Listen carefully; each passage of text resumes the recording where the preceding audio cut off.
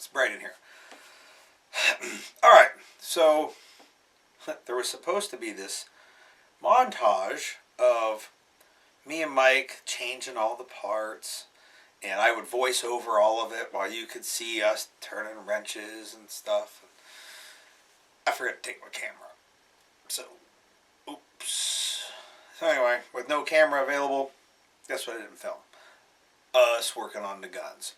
But, I will show you the Recce gun, the one that I like to call Horace. As you can see, we have a much lower scope mount. It does sit a little bit further forward. I actually could go a couple more rail pieces forward and don't need to. Now when I bury my cheek into that thing, I got the right eye relief and still get nose to charging handle like I like. That's what I'm accustomed to. So even with the red dot, you know, it's got the eye box of how big, where you can get it. I needed the eye box to fall somewhere in that spot, and now that it does. So I had the high mount 1.4, and now I have the low mount 2.8, I think is what the numbers are. I will say this. The only downside to this new scope mount of Midwest Industries awesomeness is that the extra long one only comes in black. Like, Troy, you gotta get on that. We can't be black. I'll paint it, don't worry. Alright, and then up here at the action end, the business end, is a flash hider / impact device. I mean, really anything's an impact device if you put it there. But that one's kind of a little gnarly on the front. And I lost about a ½ inch of length on the gun by adding that. So took off this Midwest Industries 2-port comp, and you can't see it, but there's a ton of erosion on the inside, so this gun fucking got shot a lot. But it's on the first baffle, I guess you would call it, where it touches the muzzle, or almost touches the muzzle. Like the actual part that redirects gas is still unaffected. So got one of those. I don't know what I'm going to put it on. I don't have a gun to put it on at the moment, but one will turn up, I'm sure. And I got the old high mount. It is in flat dark earth. I just added some camouflage stripes and shit to it. So I do have this. Also don't have anything to put on at the moment, but I'll probably come up with something at some point where this will be the ticket. Alright, so then I moved on to my SBR, the Mark 18 Mod 25, I think I was calling it. We're calling it now the 25.1, 25.2. I like the number 2 better than 1, so maybe we'll call it that. The one I nicknamed Ganicus, and got rid of some parts off of it. So my clunky Ready Mag, actually it's been streamlined, been cut down and stuff, but it's still kind of big and bulky and heavy. I decided to try going without that for a little while.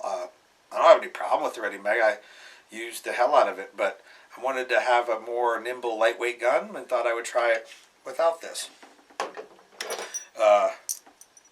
Took off the ASAP plate because I don't do that single point right hand, left hand thing anymore, because single point slings are fucking stupid.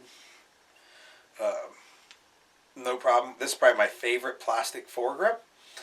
Just decided to opt out for the grip stop because the grip stop works great. The piece de resistance. There is my super heavyweight Noveski barrel.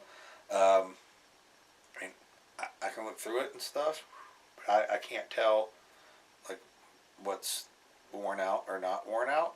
So maybe someday I'll get someone to measure it in some manner that gunsmiths measure that kind of thing, like throat erosion or lock time.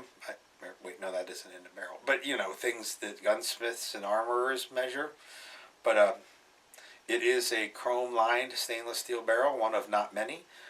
Super heavy profile with that, while they still use stainless gas blocks, I think it's like 17.4 stainless.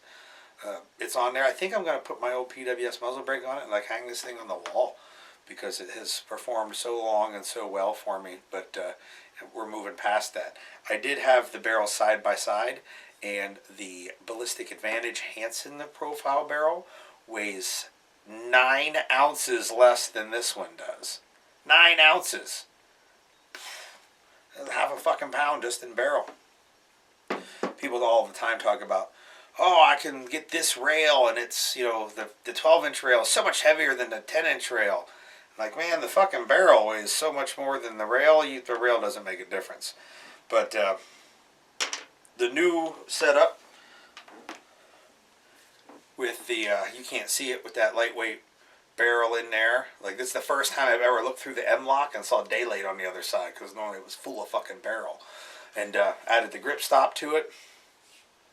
As you can see, Ready Mag gone. There isn't even camouflage under there. It's been so long since I've had that. Did the old Midwest quick disconnect end plate like I was talking about with the Magpul paraclip adapter maybe. So my Sling has a much more lower profile connection point that also doesn't rattle around and shit. I already mentioned we went with the lower pure co-witness MRO mount.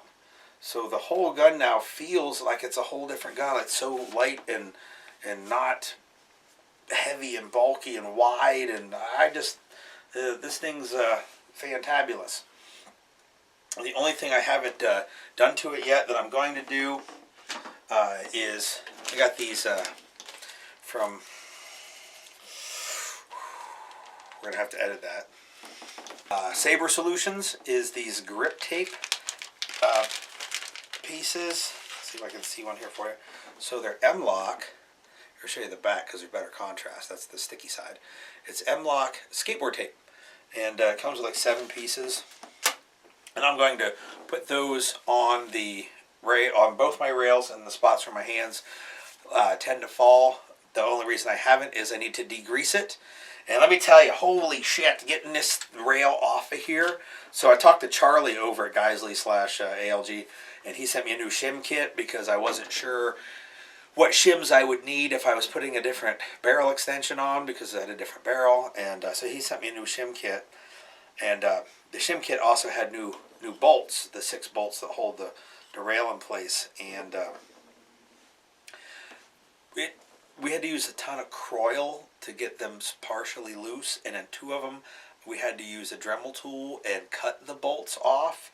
So note to self, a gallon of Loctite per screw, not necessary. This time we tried just a dab of the blue stuff and not a lot of the blue stuff. So maybe if I ever have to take those out again, it won't be such a fucking disaster trying to loosen them up. You may be wondering, why is there not a Midwest Industries rail on this? I can tell you a couple of reasons. When I bought this rail, I needed something big enough to go around my suppressor. And the 3rd gen Midwest Industries rails are too skinny to go around it by a bunch because they're so skinny. So I bought this one. And they're a good company. They make a ton of good stuff. Fast forward, Midwest came out with their suppressor series, suppressor compatible. I don't remember what the acronym is for it. And I was like, oh, I should get one of those. And but I hate taking it off like all the barrels and stuff like that. I said, it can wait. Someday I'll need a new barrel and I'll do it then.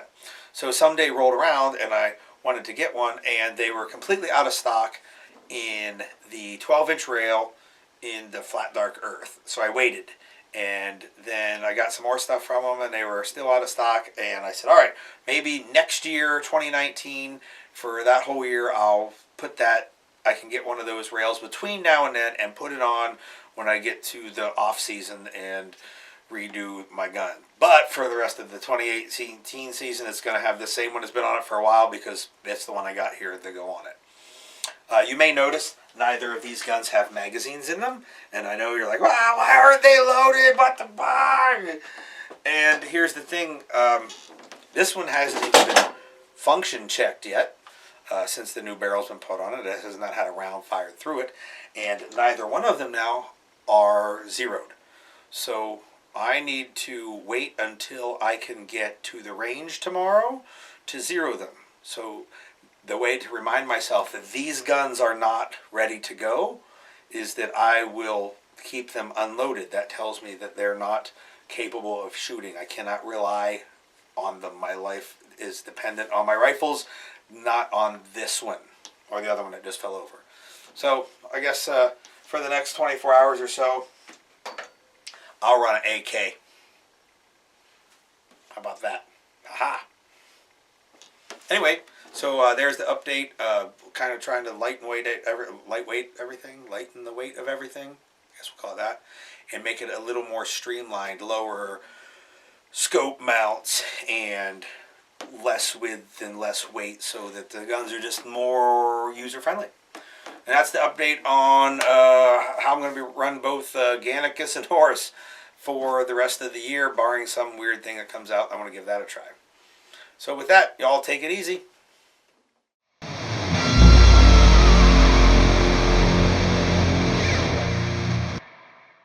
So the only other thing that I'm thinking about changing on my sling here for the SBR, in the back I have this, I don't know if you can see it, Impact. Is that who makes it? Impact Mountain Slot Impact Weapons, I think it is. It's this little thing so I can put my quick disconnect in it and make it a single point sling. It just attaches in the back now. So I did that so I could convert from a 1 point to a 2 point.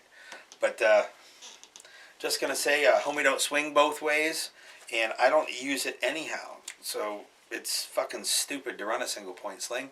So that is going to come off as well. However, I can't take it off just yet because I'm going to film a video on slings, 1 point versus 2 point, and that kind of stuff. And I don't own a single point sling, so I'll have to keep this little guy on here in order to facilitate filming of the single point portion of the sling video. And then that fucking thing's coming off too, and if anybody want to buy it, I'll sell it. Until then, single points are fucking stupid. Don't use one. Don't be stupid.